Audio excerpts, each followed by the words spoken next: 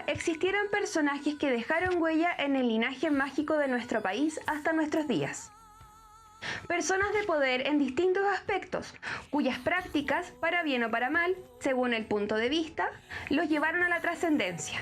La cápsula anterior hablamos de la importancia y el abandono en el que se encuentra el último lugar sagrado del Imperio Inca, el Uxnu de Chena, y cuál fue su importancia histórica para el desarrollo del siguiente chisme. Es por esto que hoy les hablaré sobre lo primero que pensé que hablaría cuando pensamos en hacer estas cápsulas brujildas, echado en el sillón un domingo en la tarde. La Catalina, o Quintrala, y el mito que la vincula con el Señor de la Agonía. Hola a todos, mi nombre es Cami, muchas gracias por acompañarme nuevamente en Reflejos del Cosmos. El Señor de la Agonía, popularmente conocido como Cristo de Mayo o Señor de los Temblores, es un crucifijo de madera de arte sacro barroco y colonial chileno.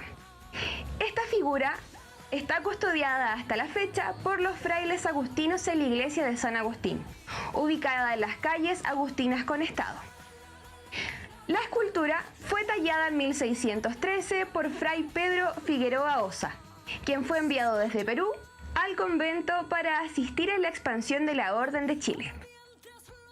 Debido a la escasez de imágenes religiosas en Santiago, en comparación con Lima, el fray se empeñó en reproducir estas imágenes vistas en Perú, realizando diversas obras de arte donadas a distintos recintos religiosos. Con la ayuda de un carpintero anónimo, talló un Cristo crucificado, el cual fue terminado en febrero de 1613, que fue colocado en el convento agustino. Tras el terremoto de 1647, se dio inicio a una procesión anual que se transformó en la tradición más antigua del país, hecho histórico del cual hablaremos más adelante. Además de todo lo anterior, existe el mito donde esta orden habría dejado esta figura en la casa de una vecina, Catalina de los Ríos y Lisperger, para ayudarla a reforzar su fe, mientras se reconstruía la iglesia. Sospechoso. Antes de comenzar a hablar de ella, les recuerdo que la historia es escrita desde el punto de vista del autor. Y a pesar de que no concuerdo con su visión, quiero citar al autor chileno Benjamín Vicuña Maquena, quien documenta en su libro Los Lisperger y la Quintrala la historia de esta familia, desde la llegada del primer Lisperger desde Alemania a Chile. Su primera apreciación respecto a Catalina es la siguiente. Esa tradición es de la siniestra Quintrala, la azotadora de esclavos, la envenenadora de su padre, la opulenta y irresponsable Mesalina, cuyos amantes pasaban del lecho de lascivia a sótanos de muerte, la que volvió la espalda e hizo enclavar los ojos al Señor de Mayo, la Lucrecia Borgia, la Margarita de Borgoña de la era colonial, en una palabra. Durante la primera mitad del siglo XVII, nuestro país se encontraba sometido por el colonialismo español. La segregación racial era muy marcada y eran solo unas pocas familias europeas las que se codeaban con la élite gobernante. Creo que todavía es así, ¿o no? Una de estas familias eran los Lisperger.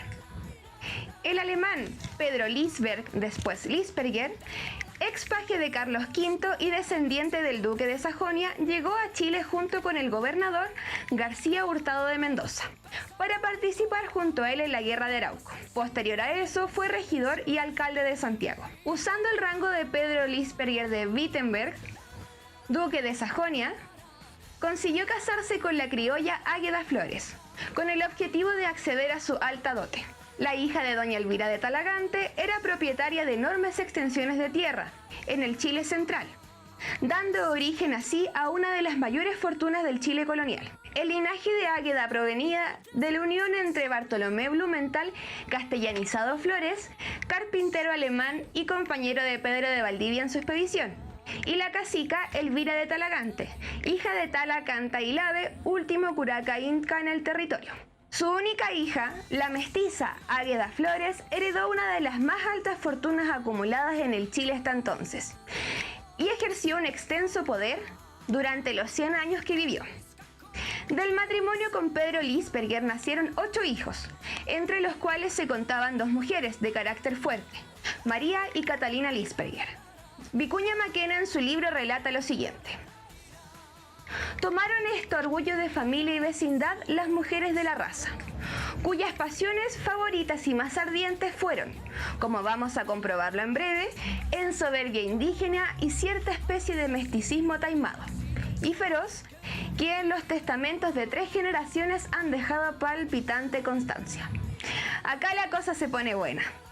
Las hermanas Lisperger habían sido acusadas de envenenar al gobernador Alonso de Rivera en 1601 a través del uso de hierbas, por despecho por su matrimonio clandestino con otra mujer, crimen que quedó impune y el gobernador perdió su puesto por este mismo motivo en 1605.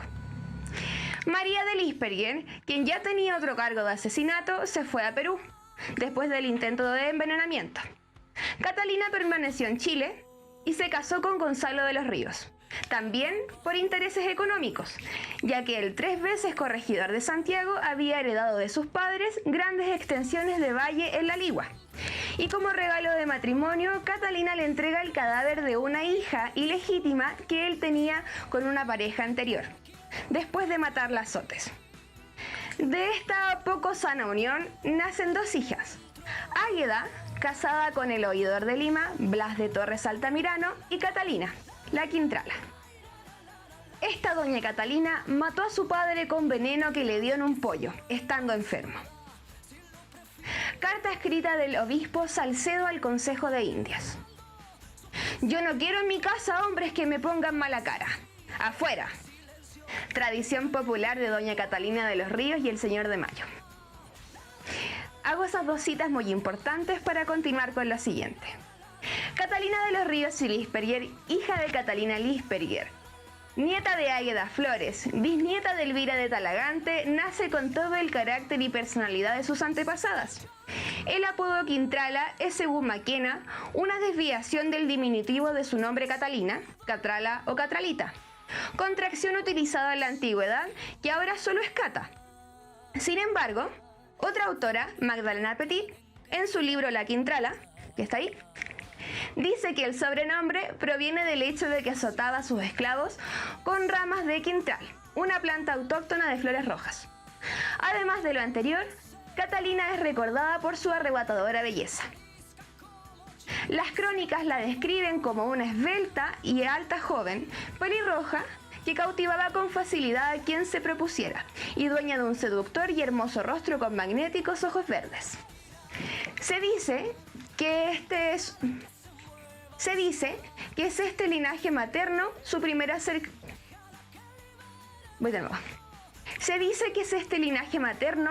acercamiento a las prácticas de la brujería, ya que defiende a su madre a toda costa de las acusaciones de asesinato. Además, después de su fallecimiento, es entregada a la tutela de su abuela Águeda, quien se dice le transmite a temprana edad el culto solar inca y sus conocimientos de brujería europea. Y como si fuera poco, se refugiaban en su nodriza mapuche, con la que realizaba sahumerios y curaciones, y preparaba destilados de hierbas, conjuros y venenos. Catalina era una joven imponente y autoritaria. Ya en la adolescencia era conocida por maltratar esclavos y desordenar de arriba abajo la jerarquía familiar y social. Se dice también que le gustaba jugar cruelmente con los sentimientos de sus ingenuos amantes, a quienes utilizaba sexualmente y luego envenenaba y los hacía desaparecer con la ayuda de la complicidad de su machi de confianza. Una de las primeras acusaciones que se hicieron en su contra fue la de haber asesinado a su padre, Gonzalo de los Ríos Ciencio, envenenándolo con una cena preparada por ella misma, matándolo con mucho sufrimiento. Al parecer pollo, según Vicuña Maquena. Esto debió suceder cuando su padre se encontraba enfermo en cama en 1622 y ella tenía solo 18 años. Pese a que la hermana del padre reportó el crimen, el caso dio origen a un bullado proceso en el que Catalina y la familia Lisperger fueron defendidas y protegidas por las más altas autoridades limeñas, gracias a los lazos de parentesco de esta familia con el presidente de la audiencia virreinal. Pese a lo anterior, Catalina era una de las vecinas más potentadas del Reino de Chile. A los 15 años de edad, había heredado de su abuela la chacra de Tobalaba y poco tiempo después la hacienda de La Ligua y Longotoma, la más productiva de la Capitanía General en ese entonces muchos años. Entre los crímenes que se le atribuyen se dice que Siendo muy joven, se enamoró del fraile Pedro Figueroa, un religioso que no demostraba ningún interés por ella, a quien acosó de 1000 formas sin lograr hacer que él perdiera su fe. En 1624 sedujo a un acaudalado aristócrata de Santiago, a quien apuñaló, y repetidas veces, acusando luego del crimen a una sirvienta muda. También asesinó al caballero de San Juan, Enrique de Guzmán, atribuyéndole el asesinato a uno de sus esclavos, quien fue ahorcado en la plaza de Santiago. En 1625 amputó la oreja de un sujeto llamado Martín de Ensenada, vecino que no la acusó por temor. También disfrutaba incitar que sus pretendientes se asesinaran los unos a los otros, influyendo al menos en 7 asesinatos de entre caballeros, lo que disfrutaba particularmente. Esta diversión solo duró hasta 1626. A los 22 años de edad fue obligada a casarse por su abuela con Alonso Campofrío de Carvajal, un militar que terminaría enamorándose perdidamente de la joven, convirtiéndose en su cómplice. De este matrimonio nacería un hijo, el cual falleció prematuramente a los 10 años de edad. A los años viviendo casados en sus tierras de la Ligua, la pareja mata al cura de esa localidad, Luis Venegas, por no dejarse influenciar por la mujer. Y para el año ya 1650, ya viuda, Catalina, solicita la posesión de todos los bienes de su marido. Los relatos de la época definen a Catalina de los Ríos y Lisperger, doña de Campofrío, como una mujer que se recreaba con el sadismo y que sufría una especie de fascinación por la sangre, lo que la llevaba a matar y a torturar por diversión. Es nuestra propia Exedet Bathory. Sus víctimas eran preferentemente esclavos y sirvientes, aunque también podían ser hombres de posición elevada. Se cuenta que, cansados del terror que le imponía su ama, sus sirvientes y esclavos de su hacienda de la Ligua huyeron al monte, aunque fueron traídos de nuevo por la fuerza pública. Estos pronto serían azotados cruelmente y torturados hasta la muerte por su ama. Se dice que la casona colonial de la Ligua posee una extraña atmósfera y aún pueden oírse extraños ruidos. En 1660 la Quintrala fue acusada por la Real Audiencia de brujería y asesinato de 40 personas de la hacienda de la Ligua, entre otros delitos. Catalina, junto a su administrador, Asensio Erazo, y su primo, Jerónimo de Altamirano, fueron detenidos y trasladados a Santiago.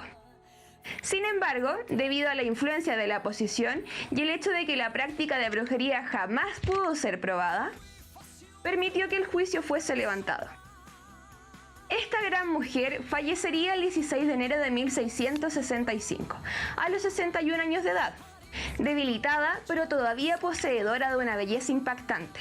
Sus funerales fueron muy lujosos. Se dice que incluyó 1000 cirios para la iglesia de los agustinos. Fue enterrada en el templo de esa orden, dejándoles una generosa cantidad de dinero e instrucciones para que se dijeran 20.000 misas para que los creyentes, luego que fuera enterrada, rezaran por su salvación. Además, en su testamento dejó dinero para las familias de sus torturados, aludiendo a sus problemas de carácter. Uno de los episodios más conocidos en la vida de la Quintrala tuvo que ver con la famosa estatua Cristo de Mayo o Señor de la Agonía, de la que les hablaba al comienzo de esta cápsula. El 13 de mayo de 1647, un terremoto sacudió la ciudad de Santiago, derrumbando casi todas las casas, templos y edificios públicos. Solo quedó en pie parte de la iglesia de San Francisco y la iglesia de San Agustín. Esa noche, los frailes agustinos, haciendo un recuento de los daños de su iglesia, se percataron que la escultura del Cristo de la Agonía se encontraba intacta, pese a que las paredes del entorno se habían derrumbado en su totalidad. Pero esto no era todo. La corona de espinas, que durante décadas había permanecido bien ajustada sobre la cabeza de la figura, se había deslizado hasta su cuello. Los religiosos intentaron con todas sus fuerzas poner la corona en su lugar, pero en ese momento se produjo una fuerte réplica. Intentaron repetir la maniobra por segunda vez, pero en ese momento se produjo otro temblor. Creyendo que era una señal divina, desistieron de intentar poner la corona en su lugar, por miedo a provocar más temblores. Al año siguiente, en mayo de 1648, el Cabildo de Santiago ordenó que la imagen fuera sacada en procesión. desde la iglesia de los Agustinos hasta la Plaza de Armas, en donde se rezan 3 credos para conmemorar el supuesto milagro. Mientras la iglesia era reconstruida y debido a que todos los Lichtenberger hasta la fecha habían sido enterrados en ese lugar, la imagen fue dejada en la casa de su vecina, Catalina, a ver si le acercaban un poco a la fe. Se dice que permaneció allí algunos años, hasta que ella lo expulsó de su casa, según el relato. Catalina, mientras azotaba a un peón, percibió que la imagen del Cristo la miraba tristemente. Disgustada por esa situación, ordenó que la imagen fuera lanzada por una ventana, mandando a retirarla porque no soportaba a hombres que le pusieran mala cara en su casa. Muy bien, soa Catalina. Sus vecinos del convento recogieron la imagen abandonada y la colocaron en uno de los altares laterales, donde se mantiene hasta la actualidad. También cuenta la leyenda que su dueña, acusada por alguno de los delitos cometidos, le prometió a este Cristo que si la salvaba de prisión, le encendería todos los días de su vida 2 velas de 1 libra. La historia señala que fue absuelta de esta acusación y Catalina cumplió con lo prometido. Hacia el final de su vida, la Quintrala, intentando reconciliarse con Dios y temiendo quizás irse al infierno, como el bajo pueblo comentaba, financió numerosos templos y obras benéficas. Dentro de esas obras, legó 6.000 pesos al mismísimo Señor de la Agonía, o Cristo de Mayo, para seguir realizando la procesión expiatoria de los días 13 de mayo. El folclore popular señala que la procesión del también llamado Señor de los Temblores protege a los habitantes de Santiago de futuros terremotos y calamidades. La procesión ha sido suspendida en solo 2 ocasiones. El año 1960, la Intendencia de Santiago solicitó el mismo día 13 que la procesión no se realizara en la vía pública, sino que al interior de los patios del claustro, debido a las jornadas de protesta que se habían vivido los días previos. 9 días después se produjo el gran terremoto de Chile de 1960. En los días posteriores, los fieles solicitaron espontáneamente a los agustinos que se realizase una procesión para pedir por la protección del país, especialmente por el sur de Chile. Los años 2020 y 2021, a raíz de los requerimientos de distancia física y el estado de excepción decretados durante la pandemia del COVID-19, los frailes del convento realizaron una celebración privada a los pies de la imagen que fue transmitida por streaming. Los últimos años se ha buscado reivindicar a la única figura femenina de poder del siglo XVII en Chile que fue tan mal mirada durante los últimos 2 siglos. Algunas historiadoras sugieren que el mito en torno a la Quintrala busca satanizar a una mujer con poder, influencia y carácter fuerte, en una época donde las mujeres estaban destinadas a roles secundarios. Es por esto que se le considera un ícono feminista, por su personalidad imponente y por romper con la estructura patriarcal de la época colonial. Catalina fue cruel y castigadora, pero eso era lo común en todos los terratenientes. La diferencia es que ella era mujer. En su historia hay varios hechos reales y también hay muchos otros que son parte del mito en torno a su figura, creado por el imaginario popular. El carácter de la Quintrala ha dejado marcas permanentes en la memoria y en la tradición chilena. Numerosas obras de literatura y teatro, una película y 2 telenovelas han sido creadas sobre su persona. Personalmente recomiendo 3 nombres para Catalina de Gustavo Frías, por ahí. Y si quiere todo el chisme, lea Vicuña Maquena, que no se reserva ningún detalle. No hace falta añadir muchos detalles para resaltar la relevancia histórica de la figura de esta mujer tan potente. Y tal como lo hizo Catalina, usted tampoco aguante que la miren mal en su casa, ¿estamos? Por la ventana a ver si los recogen los frailes. ¿Y ustedes? ¿Tienen algún personaje histórico favorito? Dejen sus sugerencias en la cajita de comentarios a ver si hablamos sobre ellos en otra oportunidad. Esto fue Reflejos del Cosmos. Seguiremos develando secretos en una próxima oportunidad. No olviden seguirnos en todas nuestras redes sociales y suscribirse a nuestro canal. Quédense atentos para más novedades.